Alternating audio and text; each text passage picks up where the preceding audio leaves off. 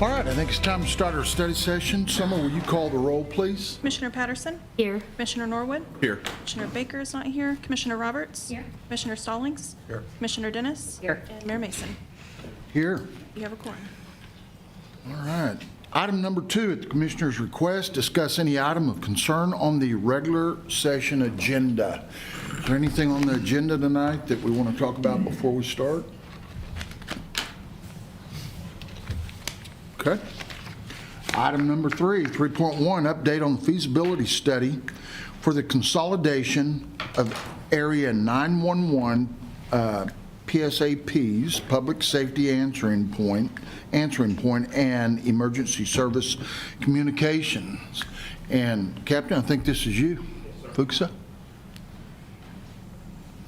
City Commissioners, back in July, August timeframe, we started looking at the possibility of combining our PSAP, or Public Safety Answering Points, with the rest of the county. The first step in that process is a feasibility study. So the city contracted with Mission Critical, which is one of the leading entities in conducting feasibility studies for PSAPs. They've done several throughout the state, and we were lucky to have them select us. So I'd like to introduce Ms. Jenna Streeter. She was our representative. Okay. Hi, everybody. How are you? Good. Thanks for being here. Thank you for having me. I appreciate it. It's a pleasure to present this to you, and it's been a pleasure to get to know the city and the county. So I'm going to leave my computer up here so I can use my speaker notes and make sure that I hit all the points I need to hit. I don't know how many of you have seen the report yet, but let's see. But it's, I don't know, somewhere around 80 pages, and I don't know that you've read all of it, but we're going to try to cram that 80 pages into 45 minutes today. So this is my clicker here. Yep, there we go. Okay, so why are we here? As Captain Fuchsa said, Mission Critical Partners was engaged to help the 4 agencies in Garfield County examine the feasibility of some form of consolidation. We immediately saw, coming into our first session with all 4, a very collaborative relationship among all the agency leaders and a shared desire to improve service delivery. So to do this evaluation, we conducted an independent review. This is kind of how the report is laid out. An independent review of each agency to begin benchmarking the existing environment, highlight meaningful strengths, and also identify systemic challenges that could place strain on the staff, limit operational effectiveness, and potentially complicate coordination during emergency response. The project spanned, as Captain Fuchsa said, around 8 months. We had 4 phases. One of the phases included a 3-day on-site visit where I got to be here last July. We had about 10 virtual listening sessions over that period of time. And over that 8 months, we had bi-weekly meetings with a core group of people, always having very active engagement with the representatives who attended many of the sessions and touch points. In addition to our on-sites, we had virtual meetings to get to know some of the other leaders and to fill in some gaps. Everybody, like I said, very engaged, willingly completed the data gathering. We gave them a fair amount of homework, to be fair, and provided us with what we needed. To do our analysis, Mission Critical uses a tool called MAPS. It's the Model for Advancing Public Safety. It's a proprietary tool. It's an assessment methodology that we use and developed to determine where an organization stands in several critical factors. It's based on industry standards and best practices and our collective expertise.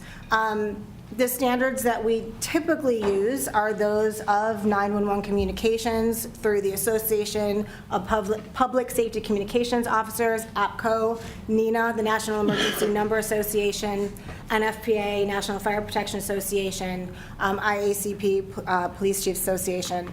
So, and our collective experience, I personally have 20 years in the field. My colleague had like over 40. So, yeah, we've got a deep bench of people with really, really strong knowledge. So the stakeholders also, through this process and these phases, got a draft of the report, engaged in a review, which allowed us to take feedback and to have some meaningful conversations about things that we didn't see eye to eye on. But, you know, we came to a consensus and were able to provide this report. So let's see. So let's start with the current state. The first part of the report, like I said, it outlines the current state for each agency. It highlights the strengths and gaps and identifies joint opportunities. The importance of this work is the strengths and the gaps that it eliminates. So by looking at each agency independently, through 9 governance topics, or I'm sorry, through 9, not governance, governance was a topic, but through 9 various lenses, we are able to see what each agency brings to the table, both in like really strong points, but also in areas where they might need a little help. So what that helps us do is to identify, you know, who has what and how they can support each other, instead of having one agency recreate a wheel when a neighboring agency already has, you know, a strong program, for instance. So notably, through this assessment, what we found was that amongst all the agencies in Garfield County and Enid, there is a base that exists that could create efficiencies and elevate 911 service overall when working together. As I continue, you know, obviously you guys are the city of Enid, you know that. You're in Garfield County, you know that as well. So I just kind of like use the Enid Garfield County. I understand the government, you know, different government structures, but just to kind of like collectively like group you guys all together, just so you understand the reason that I'm using those terms. Okay, so we're going to go through the 9 lenses that we looked at. In governance and organizational structure, we were examining things like clarity of roles and responsibilities, the effect of interagency relationships on day-to-day operations, clarity of promotional requirements, and the training for leaders in new roles. I am not a fan of reading things that are just on the slide that you guys can read yourselves. So you can see some of the key findings and highlights for this lens on the screen, and you will continue to see that. I'm going to talk about a few of them for each slide. Again, 80 pages, trying to cram it all into a few slides for you guys. So I encourage you to, if you haven't, to dig deeper into any sections you're interested in. I think that the most important thing to point out when it comes to governance is that historically in public safety, governance and organizational structure have been a command and control structure. You know, I mean, it's a paramilitary, typically paramilitary organization, fire service and police service, and that's just the way that those services have developed over more than a century. However, as boundaries start to overlap and services kind of blend together and the lines get blurred, along with all of the other, you know, technological and societal changes that we see today that blur boundaries, this command and control, very structural framework it's not as effective, really. And there's a shift in the industry, the 911 industry overall, towards independent PSAPs. Again, a PSAP is a public safety answering point. It's just the people that answer the 911 calls or answer the phone and send the emergency services. So there's been a shift to more to independent PSAPs that come out of underneath the purview of police chiefs, fire chiefs, county governments necessarily. I'm not suggesting that at all that that's good or bad or what anybody should do, but it is a shift that is being made. And that in and of itself speaks to the awareness of how entities impact one another. And that is very true here in Enid. You guys have overlapping service boundaries. You know, you've got your 2 EMS agencies that serve the city and the county. Obviously, the county serves everything because everything is a county, and then you guys have your service boundaries as well. So all of that makes your governance more complex, right? And when, like I said, you add to that the tech overlap and the constraints of staffing, which we're going to get into, you really can see why there needs to be like a continuous and inclusive discourse amongst all the agencies to capture these diverse perspectives and ensure that all stakeholder interests are thoughtfully considered and reflected in policies. So, like I said, the notable element that you guys have that is not always present is the 2 private EMS agencies. It is not unusual to have EMS provided by a private entity. But it's more unusual, I would say, to have 2 in the same region. And that the presence of those private entities, you know, it's not as clean in terms of like the goals and focuses. Government serves a purpose, right? I mean, there's public service is public service. Private entities often serve different purposes. And while the public-private partnerships are not unusual, they do require special consideration.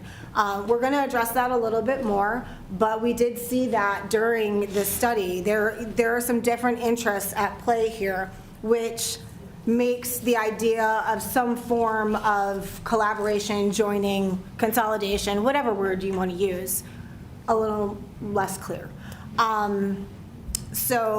There was also a change in Life EMS's leadership during our study period. So that was new and interesting. And we, you know, that was a good hurdle that we got to go through and learn more about Mercy. Essentially, in the county, or in the Enid, among the 4 agencies, we did not find any memorandums of understanding that established clear roles and guidelines for interagency collaboration. And there's no formal meetings to address governance issues. Now, again, there's great collaboration. Relationships are there, but it's more of like a gentleman's handshake than like a formal document that one can speak to. And, you know, we found like the field responders in the different agencies, they work together all the time in the field, and they have an opportunity to work through issues in the field setting, whether for that incident or for maybe something that happened yesterday. But these things aren't taken out to like the broader agency stakeholders on a formal, regular cadence. And then lastly, and I touched on this, the strong reliance on sworn personnel and leaders outside of communications, it can flatten the organizational structure in public safety because it does not give your staff, your 911 telecommunicators, there's not many layers above them, right? So it's hard for them to see what they're doing as a profession and maybe a place to go for those who like to professionally ladder climb within the emergency communications field. So there are some flat departmental structures for that reason. Let's see. So here's our joint opportunities. The goals here are really to formalize and strengthen the existing relationships, and to bring to unify the structures and create, I like to use this term, the system of systems. I'm kind of a systems thinker, and that's really what you have here. You've got, your police department system, your fire department system, your 2 EMS systems. We need to create the ecosystem, the system of systems, because they all overlap and work together and impact one another. So how can we do that through governance and organizational structure lens? And we want to make sure at the end of the day that the coordination is not dependent just on the people that are in the room today. Like, we want the coordination to have a long life, right? And not just be dependent on the personalities and the people that, the relationships that have been built organically that way. A regional foundation, really, that supports the long-term interoperability and future efforts. So look, operations, policies, and procedures is kind of my wheelhouse. There's a lot here. I'm going to go through it, and I'm not going to be able to do justice to the deep dive that we took in the report on some of the operational specifics that are happening in the city and county. But in this topic, we look at the defined functions inside the PSAP, operational elements that impact workload and help to cover service delivery, like the number of radio channels monitored or the span of control that can impact workload and the ability to, to provide adequate service. We look at policies and procedures, the presence of call-taking protocols, the presence of transfers. When a caller calls 911, how many times do they have to be sent somewhere else before they get the help that they need? And that's really, there is an analysis of the caller experience, but also of the responder needs that are being met on the macro level. Because when you have a lot of transfers and kind of disparate systems, responders are operating off of different sets of information often, which can, it can impact safety, it can limit their responsibilities, things like that. So transfers are really, they're inherent in the system that you guys have today. Enid, the city of Enid, Enid EPD, is the primary safety answering point. They are the ones where all the 911 calls come into. So if there is a need for medical service, that has to be transferred to one of the 2 EMS agencies. They're also gathering all of the information for the sheriff's department to respond to, so if there's a question that they can't answer, the caller has to be transferred. And that can be a real problem when it comes to medical needs. When you have to transfer a medical call to do medical call processing, you're delaying the provision of life-saving instructions. Let me say that the city and county, you guys are meeting state mandates for AMD, which is emergency medical dispatch protocol provision. You are meeting that mandate. That mandate says that somebody has to provide it, even if it's through a transfer. You're doing that, so that's good. Could you be doing it better, right? Like, if one of your loved ones is having cardiac arrest and they need CPR instructions, you will have to be transferred. And so there's a lot of dependencies there, not just the system aspect of it. When you transfer a call, I mean, our tech is good, like it's 2026, right?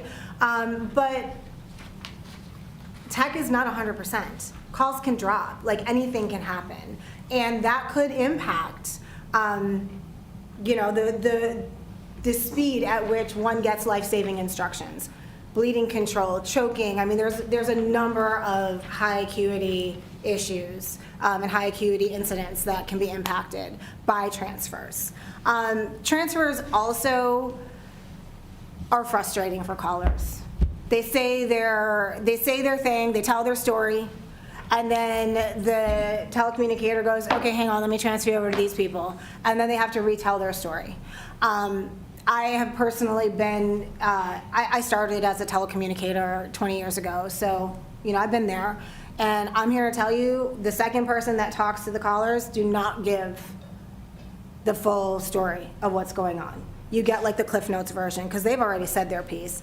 All of this stuff can impact response at the end of the day. How quickly we're getting help, how quickly we're giving the instructions, what information is being given to our responders so that they can get there. And I focused a lot on medical. Obviously, EPD, you know, is going to focus on the police stuff because they are police dispatchers at the end of the day. So let's see, I said all that stuff. I do want to point out that not only are you guys meeting state mandates for EMD, EPD is blowing away the call answering standards, the national call answering standards. It's 90, the high number is 95% in 20 seconds or less. EPD is answering 99.5% of their 911 calls in under 15 seconds. So, you know, at the end of the day, whatever issues there might be out there, that is something that you guys can be really, really proud of. So, you know, I want to point that out. In call taking and in the operations workflow, another thing that we uncovered was that the administrative call volume, so like the non-911 calls that EPD telecommunicators are taking, they're 3 times the number of the 911 calls. That's a lot, okay? So when you have a small amount of people taking the number of calls that they're taking, you're adding in the admin calls, which may or may not be an emergency, and also the number of responders that they are responsible for overseeing or for, you know, interfacing with on the radio. There's a lot of switch tasking and performance can suffer. Dispatchers are very proud of their ability to multitask, but I think that, you know, science now shows us that multitasking is kind of a farce, and that really we can't focus on 2 things at once. We're shifting our focus, and that focus is going to be shifted away from somebody who's important, right? So the admin call volume offers some great opportunities. There's some solutions there. Kind of like the memorandum of understanding, the standard operating procedures and policies, they exist in each of the agencies. They're fine, but many of them need update and further development. And that really should be a focus for all of the agencies, because your solid SOPs are going to mitigate risk and liability and create that foundation for accountability and performance. And part of the policy development really is change management, which we address later on. So I told you guys you were meeting EMD. So while the region is providing the EMD, we are not using any protocols for fire or police call taking. Not entirely unusual. Medical protocols are like 52 years old now. Fire protocols are like 20 some odd years old, and police protocols are less than 10. So not unusual, you know, EMD is something that's been done for a while. However, fire and law protocols, just like EMD, are important. I'll use the worst case scenario. If, God forbid, there's an active shooter, you don't want the call taker just winging it on what instructions they're giving the caller. There are evidence-based safety instructions. So that's why we use those protocols. And we do, as Mission Critical, recommend some sort of protocol, whether it be some purchased by a vendor or homegrown, more formalized, you know, something that takes the onus off of the call taker using their training and their judgments, because if the call taker is using just their training and their judgments, then each call taker's training and judgment could be different. And when you have turnover, there goes your training, and you have to build your judgments. So, yeah, so SOPs, I talked about that. And I do have on the screen 3 of the 4 agencies operate with a single dispatcher on duty at some part of the day. 2 do it like most of the day. 1 does it like during overnight hours, and then 1 has more than 1 all the time. 24-hour supervision is not happening across the board. Those are the non-city entities you're talking about, right? Okay. Correct, yes. EPD is, they have more than 1, and they have somebody who is in a capacity to provide supervisory oversight through their tenure, if not necessarily their position. So, oops, okay, but we're gonna get into the single dispatcher thing a little more, because that is really important when we talk about staffing. Yep, okay, let's, oh, I didn't advance the slide, I'm so sorry. Okay, here's the slide. You guys are gonna have this later to look at, right? We have it now. We're looking at it. Oh, you are? Oh, They so you're have it. following along? Yes. Oh, thank Well, God somebody's on You're the flipping ball. the slides for us, but they have it in their packets. Oh, good, okay, well, I'm glad, that makes me feel much better. So your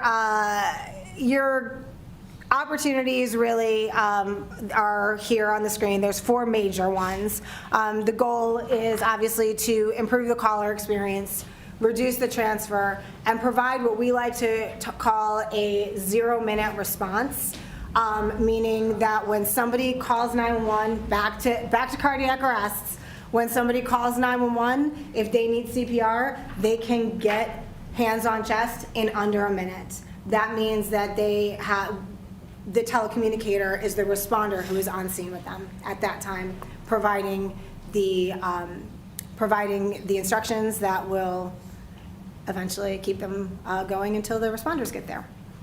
And improve the responder experience. Ultimately, we want to get the right people to the right call at the right time. I mean, that's what we're here to do, public safety. And like I said, the service you get should not be dependent on who you talk to or who your dispatcher is. And I think that's a big key here with regionalization, and just in the whole argument of regionalization on the whole. You know, we expect that who answers our emergency call is everybody would be treated the same regardless of who's answering. We really want that consistency. Okay, so staffing, we looked at the number of staff, number of calls and incidents. We looked at retention and the impact of vacancies. We added, you know, we look at a ton of metrics, like the duration of calls, leave usage, so we had some personnel data, obviously scrubbed and not anonymized. And we did an objective analysis using our statistical tools, measured each agency against industry standards, like I said, NENA and FPA, and then also our knowledge of risks and staffing best practices. Our staffing data was not as complete as it could have been.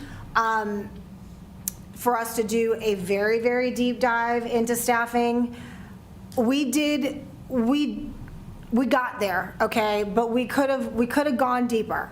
Not because the data wasn't offered. I just don't think it's being tracked. The systems and all of the agencies, and again, to your point, this isn't just Enid, right? So it's all of the agencies. Not everybody's using tracking data, using reporting systems, you know, so it was hard for us to capture. some of the more nuanced pieces that we include in staffing. So from a volume standpoint, the staffing is acceptable. But the single dispatcher staffing model. So Garfield has one dispatcher on, one telecommunicator on most of the time. That's their minimum staffing. I'm just using them as an example, okay? That's fine for their workload. For the amount of calls that they take, they don't take the 911 calls, right? The type of interaction that they have on the radio and with their community. Truly, one person can handle it. It's fine. However, when you have one person and that one person has to have a bio break, then who's answering the radio? Well, I'll tell you, they're taking it into the bathroom with them. But is that a best practice? You know, and that's the concern with a single dispatcher model. That is why NFPA recommends 2 dispatchers on duty at all times, because you just want another person there to cover the slack. What if in an EMS agency that has one person on, they're in the middle of CPR and another call comes in and they have to talk on the radio? What do they stop doing? So when you have that second person, you know, that's where yes, the incident volume, they're acceptably staffed. Most agencies are acceptably staffed, but for that. The turnover rates in general are impacted by the size of the agencies. They're fairly high, okay? But when you have a staff of 5 and you know you lose 1 or 2 in the course of a year, your rate's going to be higher. And the agencies overall seem to have little trouble in hiring. But if you have a staff of 5 and you lose 2, that means that until the 2 that you hire get trained up, you only have basically 65% of your staff to cover overtime, cover leave, things like that. So that is really, and training in 911, it takes a minute. Like, even the quickest training should be 3 months at minimum. Some agencies train for 2 years like on the national landscape. It's not so easy as take 3 days, you've got them trained. So, for a period of time, you're putting more strain on your staff. Also, that turnover does create service issues, protocols, knowledge, all that stuff. The simple fact that you guys have multiple PSAPs in one area can also create competition. That does not appear to be the case in this area. So that is lovely. In some places we go to where there are multiple PSAPs, they're picking each other's people off. I'll give you more money if you come over to me. It's very cutthroat. That is not the case here. So, that was a pleasant thing for us to find. But needless to say, it could happen just because you have more PSAPs. So EPD, they have more than what I think minimum staffing is 4. Do I have that right? Is it 4? Okay. Because of the call volume, the admin workload, and the number of talk groups and responders that the dispatchers are responsible for, they need more people. That minimum staffing is not enough. And here's where all agencies run into trouble. And I'm going to say this because I did this. This is when I was director, I did this exact same thing. I did not account in my staffing plan for leave, planned or unplanned. Okay, so let's just do some simple math. My people work 12-hour shifts. We had 4 shifts. I wanted to cover 3 seats, 24 hours a day. So if I wanted 3 seats on every shift of 4 shifts, I need 12 people. So I had my county give me an authorized staffing of 12 people. And every time somebody was sick, I had to pull in overtime. God forbid, especially if you have a young staff, or actually, God permitting, if you have a young staff, you have 3 or 4 staff that are having babies all at the same time. Then what happens? So that is where a lot of agencies find themselves kind of in a conundrum, because they're not accounting for that leave. And that number can fluctuate. We recommend that people do like a review of staffing every 3 years, because depending on the demographic of your staff, you know, your leave may go up or down depending on a lot of things, right? I mean, you guys have, I'm sure, been doing this long enough to have seen this in your own worlds. So Enid's authorized staffing needs to go up to cover the workload that they have, and to be able to provide that time away, the time away from the console for the dispatchers. I mean, you cannot have call takers and dispatchers answering phones for 8 hours a day nonstop. You will burn your staff out. I've seen it happen. There is we got really good data from Enid, because you guys do use reports and you track a lot of stuff, so we were able to do a deeper dive for y'all. I recommend taking a look at that section of the report. You can see the numbers, you can really dig into the math of what we talked about. And then we recommended that Life increase their staffing by 1, only because they are not covering their leave as well. They want to staff 1 position, but they only had 4 people. So that's not enough to remember the math we just did. That 4 people is not enough to cover 4 shifts of 12, because somebody's going to get sick. Did that change when Mercy came in? Did they bring in a different amount of staff members? So likely, I mean, to my knowledge, I mean, they have, yeah, of course, Mercy has more staff, and I know that they're going to be changing things. For our purposes, like, we were kind of, I don't know, what were we, halfway through by the time that, so it was, we were like well into analysis, into, you know, beginning to write, things like that. So it was hard for us to be like, okay, let's just wipe all of the life stuff we learned clean and let's start fresh. At the end of the day, the staffing levels are, if you're doing position-based staffing, I want to cover X number of positions, you should have 6 people to cover 1 position 24/7. And that's for position-based staffing. There's some nuance there, so I don't want to go crazy because I want to keep going here. But your opportunities are basically to meet the operational needs, and also, I mean, together agencies can consider joint recruiting, because, for instance, if somebody is not, like, if somebody just can't hack it on the police radio, they might be a really good medical call taker. You know, so it's working together to kind of like figure out who's the best fit for what agency is an opportunity that we have seen.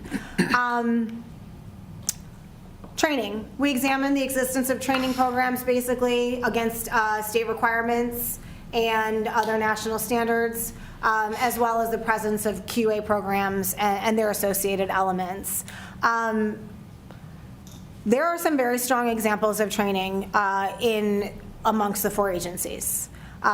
So that is really, really positive. There were some really, some well-defined training programs, elements are there. I mean, the training programs, many of them were well done. Some of them need to be updated. I found that, especially in Enid, the use of sworn personnel to develop the training program for dispatchers. Sworn personnel are not dispatchers. Training for field officers is not training for dispatchers.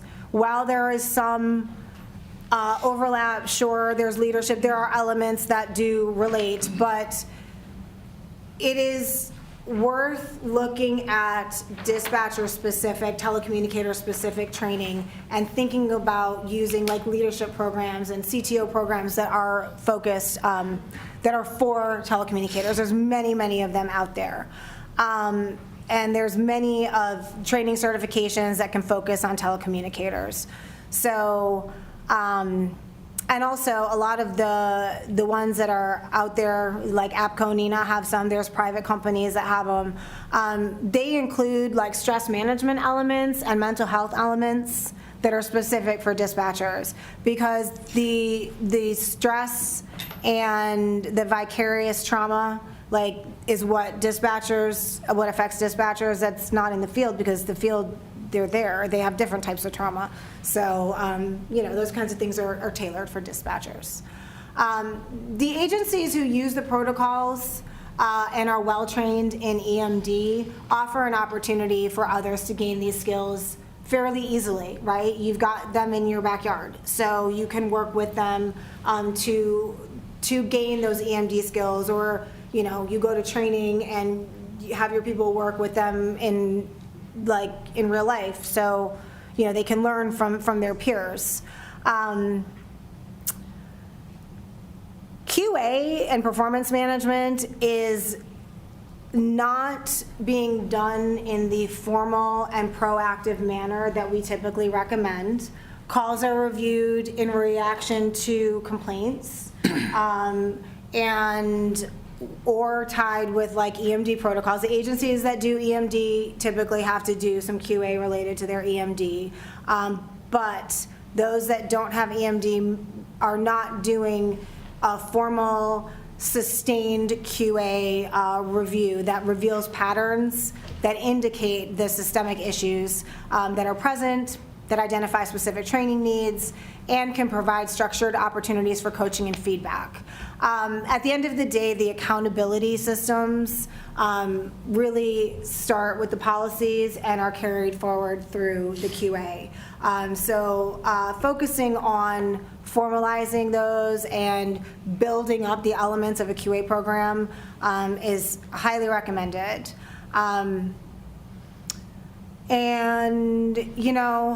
The QA fosters a culture of continuous improvement.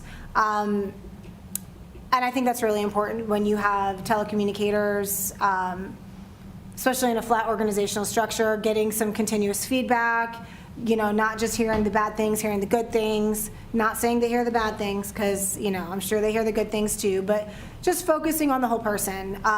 It really helps the agency to address issues proactively instead of in response just to complaints that are out there. So our goals for QA, obviously to meet state requirements and to leverage economies of scale, establish baseline metrics together and a basis of regional accountability that support internal and external performance and improves operational understanding and relationship building. We're coming to the end here, guys, I promise, of this part. So leadership and planning, we examine strategic planning, change management, continuity of operations, and influence and participatory engagement within the organization and region. Similarly to some of the other things that we've discussed, planning is less formal. We did not find any formal, well-developed continuity of operations plans, nor strategic plans that are focused, or strategic initiatives that are focused on dispatch. I am certain that you guys have a wonderful strategic plan for the city. We typically recommend that the dispatchers and that the telecommunicators have their own goals and strategic goals to focus on. That's not necessarily in place in most agencies. Coaching and mentoring is limited, and that can affect retention when the staff don't see a path forward. Again, they don't look at their job, they don't look at this profession as a career and a place that they can stay. They look at it as a job. Morale is linked to leadership practices and planning, especially change management. And amongst all the agencies, There is a loose change process that was described to us, but nothing that was consistently adhered to, and that could create that path forward of preparing, here's the information, following up and keeping people accountable. We did observe strong participatory leadership at most agencies. Again, this is probably a function of size often, but regardless, it's very important for morale. So kudos there. Your leadership and planning goals are to increase interorganizational support to maximize planning. Regional strategic planning, regional continuity of operations planning is highly recommended because if something happens in Enid, it happens to Garfield as well, right? And it may happen to Life as well. So creating that system of systems.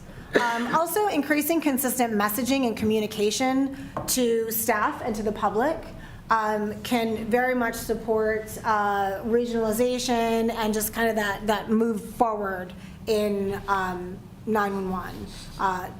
So we want agencies to set priorities together instead of in silos. For technology, we captured at best, the best of our ability, the presence of systems, vendors, and to what degree they're up to date. We didn't do like a deep dive into the server room to review setup and rack space and availability. Frankly, this stuff is all changing with cloud-based technology, so I think that, in moving forward, mission critical, we'll have to shift our approach. One thing that we found very promising is the radio structure. People are on mostly the same radio systems, but the structures can be shared or they're interoperable, right? The systems, some are on UHF, some are on VHF, but there are channels and they can be interoperable. So that is very promising, that's excellent. Outside of that, there is little to no system interoperability, especially when it comes to computer-aided dispatch, where you take your calls, phone systems, things like that. When there's a multidiscipline call, agencies have to get the information through a voice call or a transfer. It limits their awareness of the information and that's put in the system, like we talked about early on, and limits the ability for responders to see new information. Recommendations here are really just about tech modernization and unification to allow greater information availability and stronger purchasing power. If you guys decided to purchase a region-wide system, you can benefit from economies of scale more so than you can, buying independently, especially for the sizes of some of the agencies.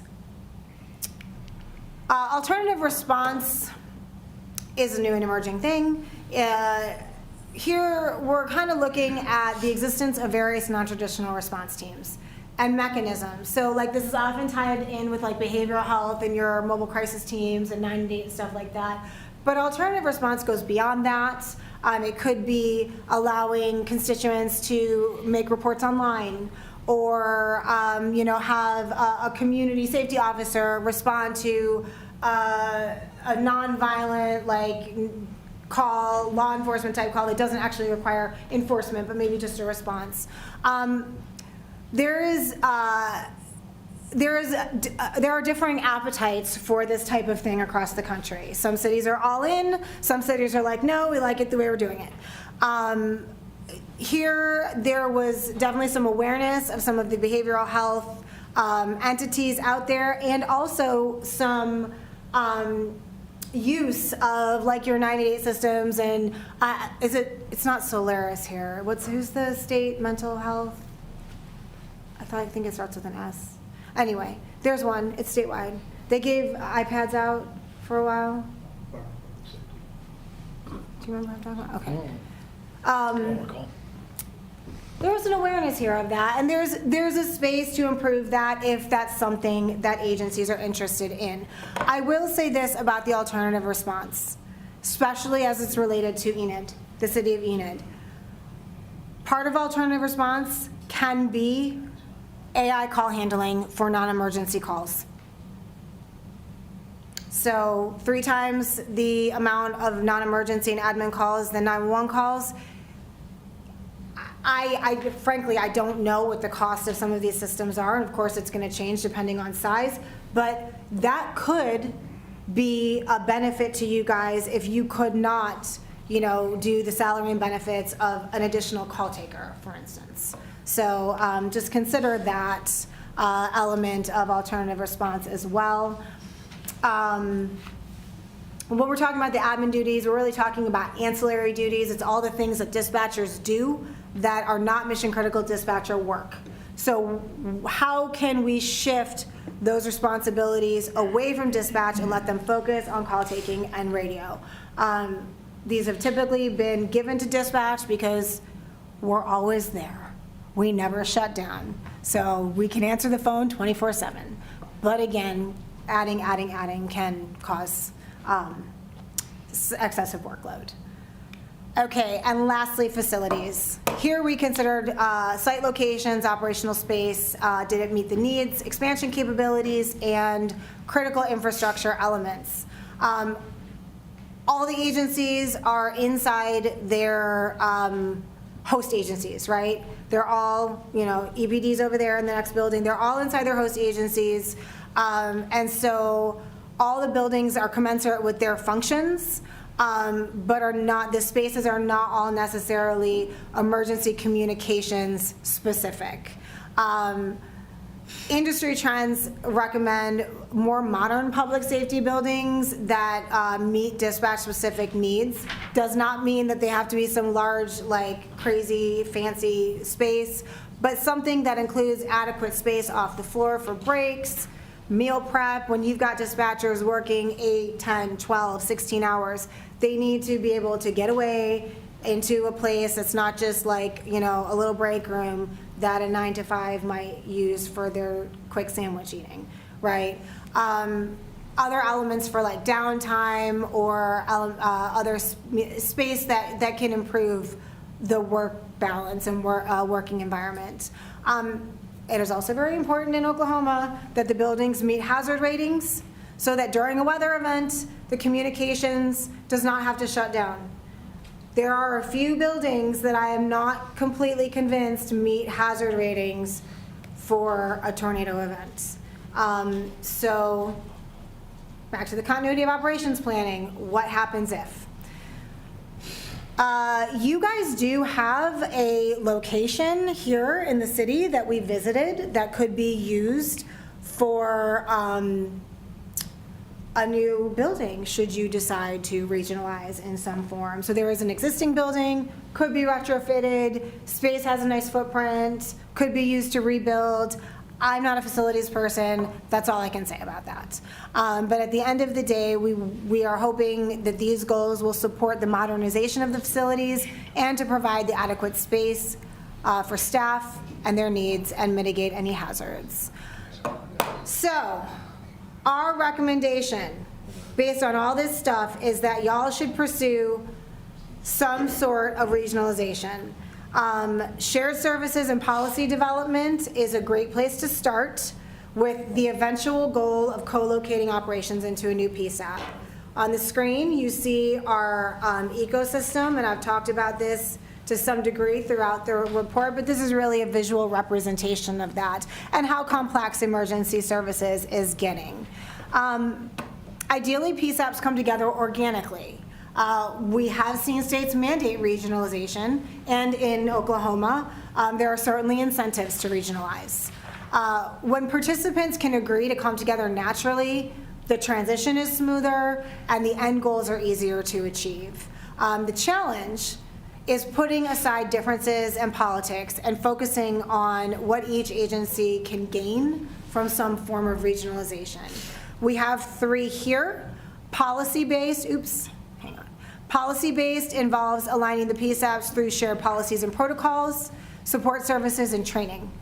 And many of the recommendations in the policy section speak to this. Technology and systems-based regionalization involves sharing existing technology and IT infrastructure, working together in purchases or upgrades, and planning systems as a whole rather than in silos.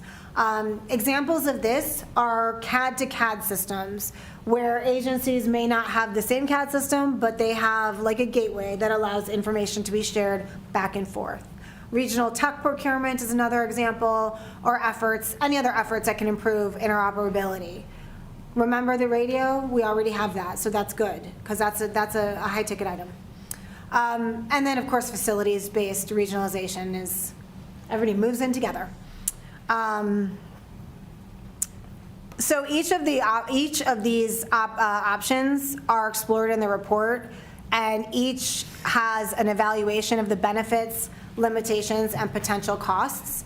But we do talk about remaining status quo, which, if you remain status quo and you share services, that does streamline workflow and improve information availability. It eliminates the need for multiple sets of equipment, and it keeps your dispatchers in-house so they can interface with the field responders more easily. It does not change the single dispatcher model, and it doesn't fully resolve situational awareness. It also leaves agencies to fund many of the costs on their own. Co-locating allows agencies to move into a building together and share a space, but to retain their own organizational structure and their own oversight while sharing the cost of the systems and the facilities. It does remove your dispatchers from proximity to field responders, but that can be overcome. It does involve cultural challenges that they have to be intentionally addressed. Some of the cultural challenges happen when they're all in the same room and they realize they don't all make the same money. Or somebody has a different set of rules than another agency.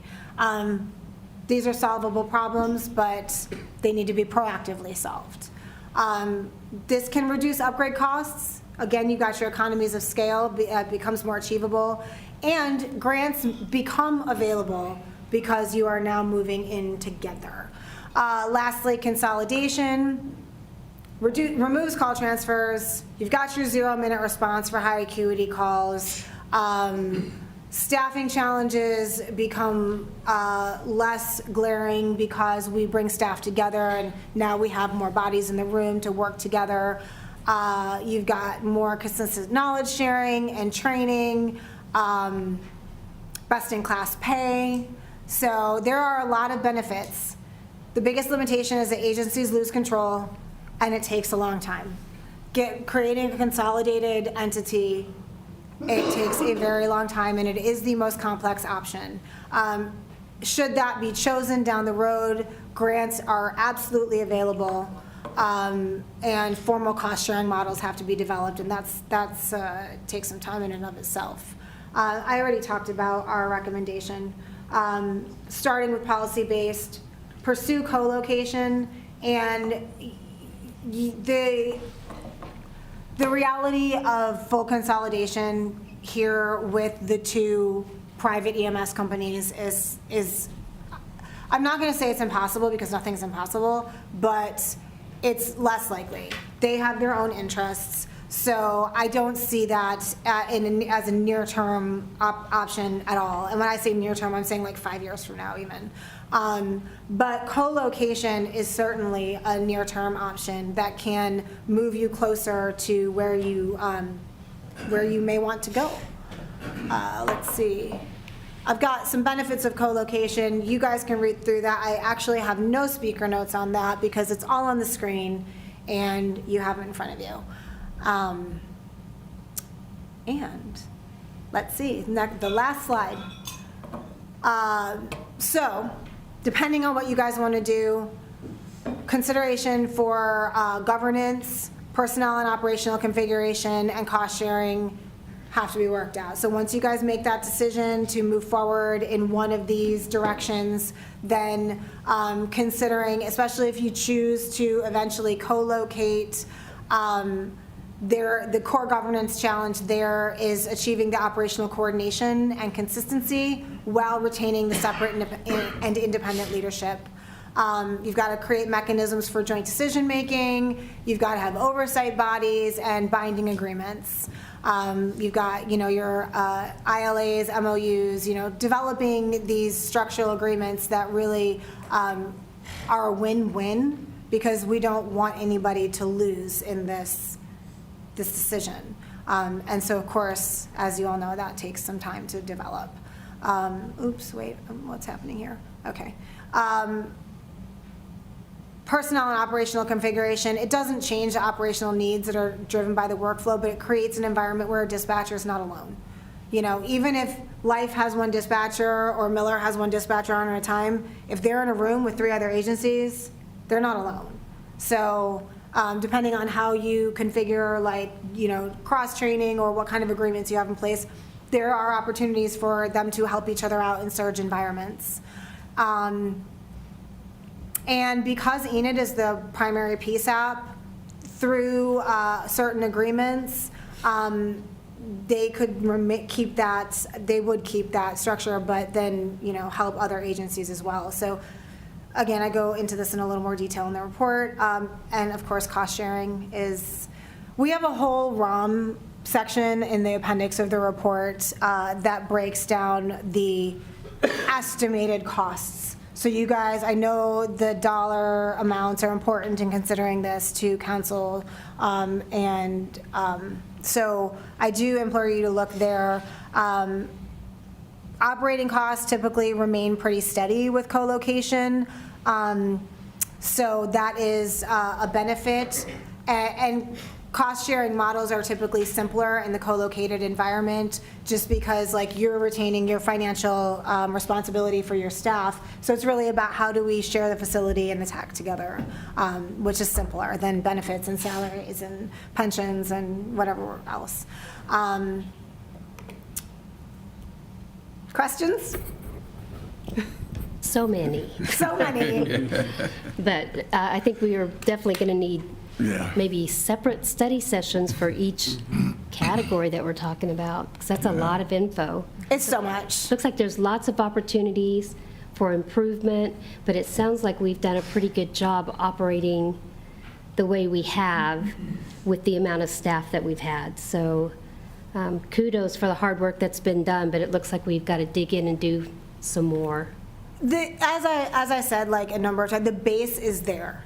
Okay, the base is there. It's really about taking what you guys have organically developed and pushing it to the next level, and finding ways to streamline, finding ways to just, bump up that performance, because it's really important what we do in dispatch. I mean, we're behind the curtain, but it's really important what we do, and it's hard to do what the dispatchers do. But yes, I think you guys have a really good base. So, Any comments? I have a question. Who's on first for coordinating with the other 3, the other 2? And I don't get that. I mean, you didn't say who's on first, and I don't know. So do the other 2 organizations, have they gone through this and listened to this, and is there a lead person in the other 2? So I might be able to answer that. This has been a collaborative effort through all the different agencies. The goal of this, I was a telecommunicator before I came to Enid to be a police officer. Where I worked, we were consolidated. So every agency was inside one building. And I believe Chief West and maybe Chief O'Rourke started this years ago, and it kind of just went by the wayside. So we called the state 911 director and said, we would like to look at this to be more efficient in how we are dispatching emergency calls to our community. Jason and I talked, and then we met with the state 911 director. He advised us there's grants available for this, but in order to get those grants, we had to first have the feasibility study. So that's when we came to you and said, hey, this is what we're looking at for the future of Enid and Garfield County, but we have to have the feasibility study done prior to anything else we do. And that's where Mission Critical came in, did the feasibility study. Again, we've all worked together. I wouldn't say that one agency's in charge. It's a collaborative effort. I will tell you that all agencies agree that some form of consolidation or co-location is what we're looking for, to have all dispatchers inside a single building to break down those transfers of calls. It increases the time of response. So that's the overall goal when we started this project. I think it'll be a continued project long after I'm gone. But that's the ultimate goal of this project. Well, you make a lot of sense, and so does she, talking about how one organization probably works much better than three, especially if they're not well connected. But how do we go forward? Can I just make one point? So if co-location were pursued, they would remain 4 organizations. And so, it's not about making 1 out of 4. It's about like making an apartment building instead of everybody moving into the same house together. And to your point, like Sheriff Rink was in the room with us for the entire amount of time that we were on site. Like, we spent a lot of time with him. Who takes the lead in initiating this process? I mean, in my experience, it typically comes at the county official or city official level. Like, that's,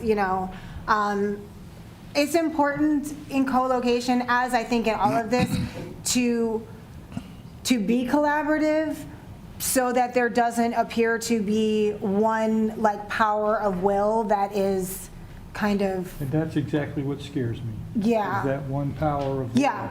Yeah, that's a problem in 911. I mean, that's when, I mentioned the independent PSAPs. Part of the reason that independent PSAPs are becoming more widely, out there, because agencies, fire departments, well, okay, I'm not going to say that. Let's see. Because I'm sitting here. Maybe. No, so okay, we have a client. The sheriff, the sheriff's over the dispatchers, right? And so the city police agencies and the city fire agencies feel like those dispatchers pay more attention to the sheriff's deputies than they do to theirs, simply because the dispatchers are paid by the sheriff's office, right? So that's where that independence comes in, and these are important conversations to have so that you are being proactive and not avoiding that as you develop your system here. Well, the chief obviously helped my knowledge by just telling me they're working together already. Correct. Because as I'm sitting here listening to it, I'm thinking, we got 2 agencies here. I don't know that they agree with anything that's being said, but you're saying they do. So. Yeah, they were a part of all of this, and I don't know if you're going to go to their boards or not, but you've been to the 911 board, which has representation from all those folks. But I can tell you, when you ask the question, who's going to take the lead, you know what the answer to that is. You. Us.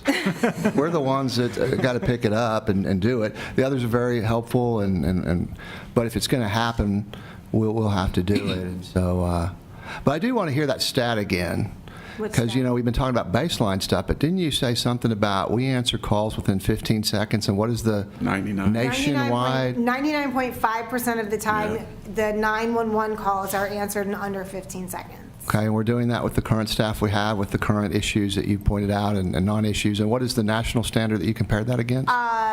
Their NENA call answering standard, there's 2, 90-15 and 95-20. So 95% answered in 20 seconds or less, or 90% in under 15. I would be remiss to not point out that NFPA has their own standards as well. They're aligned with NENA to some degree, but for structure fires, they can be a little different, and that's a more detailed. We far exceed the standard is what I'm hearing. The city of Enid does. I don't know about the other independent agencies. Your dispatchers are answering the phones really quickly. What they are not doing when they're answering the phones really quickly may be a different type of conversation. I think that they are performing to the absolute best of their ability with what they have. When we were in there for 2 to 3 hours, and we were like, okay, we're gonna like meet the dispatchers, and we're gonna like talk to them and just ask them some questions and get, just have like a little like informal like conversation with the dispatchers, right? The entire time they were engaged, Oh, they're busy. the entire time. Yeah. So, I just want to point that out because that's important to know. And yes, there's things, in fact, both chiefs have been actively working to improve things we can, which you've touched on. But I don't want it to be lost. 15 seconds versus 24 seconds, that includes people taking breaks, that includes people not showing up. We far exceed the standard, so well done. yes. And the sky is not falling. Can we get better? Yes. What will happen, though, is we'll ultimately get to funding. Because I can tell you, almost all the funding outside of 911 fees that are collected out of Garfield County and Major County come from the city of Enid. So that's another indication of who's got to be the lead on this. And so I like your recommendation of co-locating because that's a step before consolidation. And consolidation's a wonderful goal down the road, but you need to understand, I think you recommended that we do a feasibility on how much a building will cost. I'll tell you already, a building will be millions. Oh, yeah. Building will be millions, and then we'll be wondering, who's going to pay for that?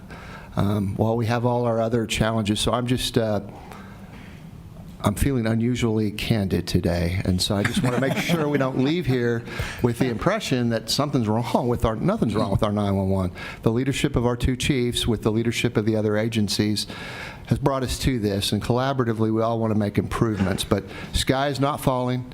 I'd like to see something about that we far exceed the standards as a headline somewhere tomorrow. Kevin. Because we are. And anyway, so we'll move forward doing stuff. Staffing's interesting to me because I think we're almost at a full staff now, right, Gary? And so we're almost at a full staff and we're far exceeding the standard. Makes me think we've got some really good dispatchers. You do, Yeah. and you are at full staff. Your authorized staffing operationally to account for leave should be bumped up. What But should yes. it be? It's in the report. Okay. All right. Well, I'm Typically, sure we'll have conversations as we Yeah. look at it. Because the challenge is, if we bump that up, well, we all know where that funding's going to come from. Mm-hmm. So anyway, we'll have to be beating the bushes because we have so many needs. 911 is a huge need, but I'm very proud that the team, given the resource level that we're at, far exceeds the standards. One thing I'll leave you with is oftentimes we, have this candid reaction from people that we do presentations for, especially when it comes to staffing. And if their authorized staffing is quite a bit less, and we're like, hey, you need 30% more people, they're like, oh my God, are you nuts? Like, we can't do that. So incremental, like a 5-year plan is a great plan. Nobody expects you to throw like, $300,000 more to get like 4 or 5 staff. But incrementally, like if you have a staffing plan, along with some of the other elements like QA and training and all those other things working together, slightly pushes that needle. Yeah, no, I do understand. You've given us some good suggestions too. You mentioned that something like we get 3 times the amount of non-emergency calls that we get emergency calls.